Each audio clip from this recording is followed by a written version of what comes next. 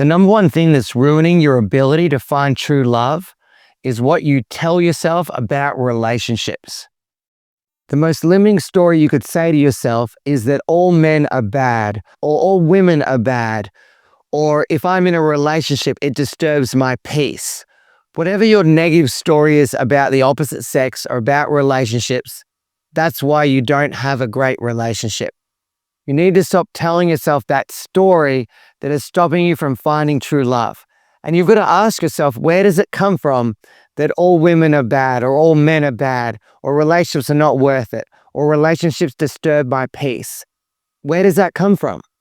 It comes from your past experiences. It's where you had an experience in your life that did not go the way that you wanted it to go, and it was painful for you. So rather than believe and hope again that something could be great, you would rather just carry the story that it's not worth it, or relationships are hard or difficult or not worth it, because that protects you from future pain. You don't want to experience the past pain again, and so that's why you tell yourself that, and that's why you're ruining your opportunity for finding a new partner. You've got to ask yourself, what is the cost of that? If you carry that, maybe you're 25 now, maybe you're 30, maybe you're 40, maybe you're above 40.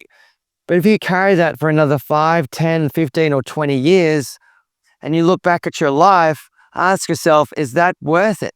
Did that belief or did that story really serve me? Or was it just bullshit?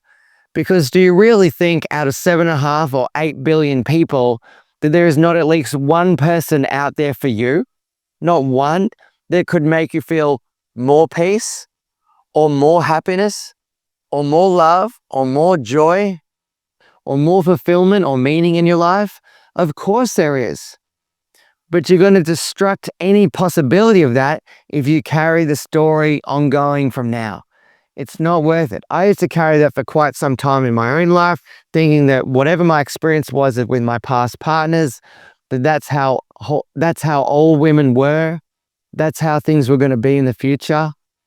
And I was not being honest with myself. This is the issue. You have to be honest with yourself. You're just scared of getting hurt again. That's what it is. And you can deal with that by just being honest. And then now that you own that I'm scared of being hurt again, that you can go, well, is that real? Or is that true?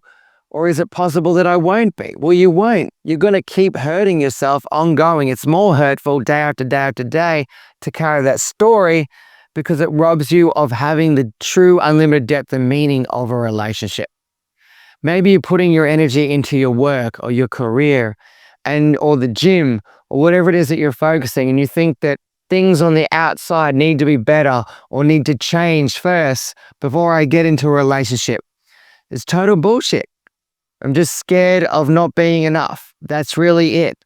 And what defines you and gives you value is not what you do, or not how much money you have, or not even how you look.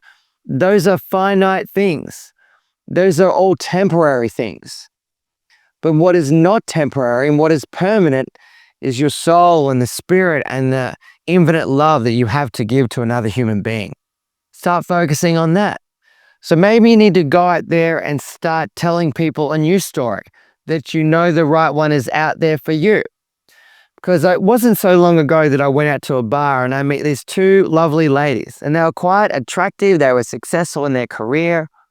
And I asked them, I said, well, when was your last relationship? And one said a few years ago, and the other one said about 6 months ago. And I said to them, well, are you looking for someone new, or you're allowing a new relationship energy come into your life? And these women were about 34, 35. And they said, no, we're not looking for anyone right now. We're just focusing on our career. And, I don't really want to get into a relationship because I feel so peaceful with life on my own right now. And I don't want to upset that. And the other one was like, no, I don't want to see anyone new right now. I just want to focus on myself. And I thought to myself, wow, they have so much to offer, so much to give, but they're just not seeing it. And that immediately turned me off, because I knew that there was nothing that I could possibly give to them that they would want to receive or be ready to receive. Their mind had sabotaged it. And so because of that, they might seek unavailably emotional people. Maybe that's a pattern you ran. If you're seeking emotionally unavailable people just because you know it will never work out and you know that's safer for you because you can control it, then that's stopping you from finding the right one. While you're saying yes to the wrong thing, you're saying no to the right thing. You're blocking off that possibility. And you have to put yourself out there. So maybe it's starting by talking to new people, telling yourself a new story, telling other people a new story. But go out there and do something new with yourself. And we could all heal from our trauma. Maybe you're not valuing that and you're just pretending that it's not there, putting all your energy into your work or your career or to the gym.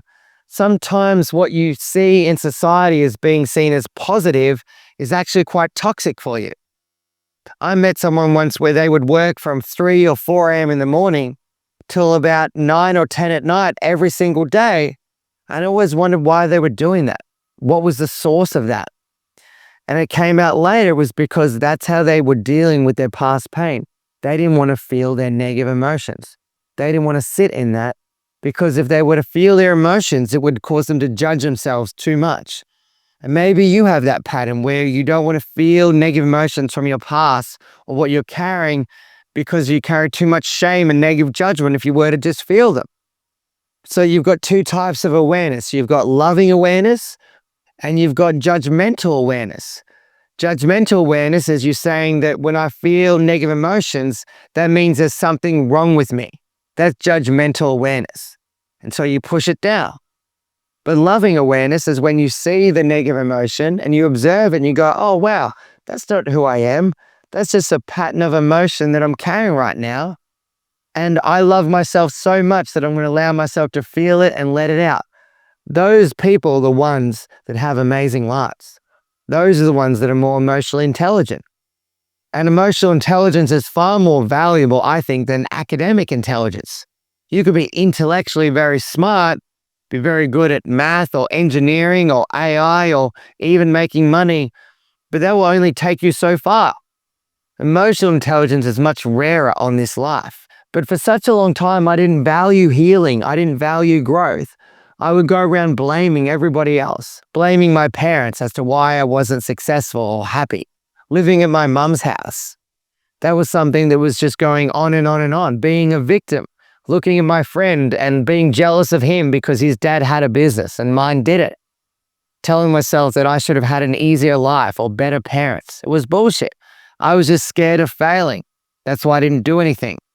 So maybe it's time to trace what you're truly passionate about, that you love. So in this season of your life, prioritize yourself and put energy into yourself and healing work into yourself.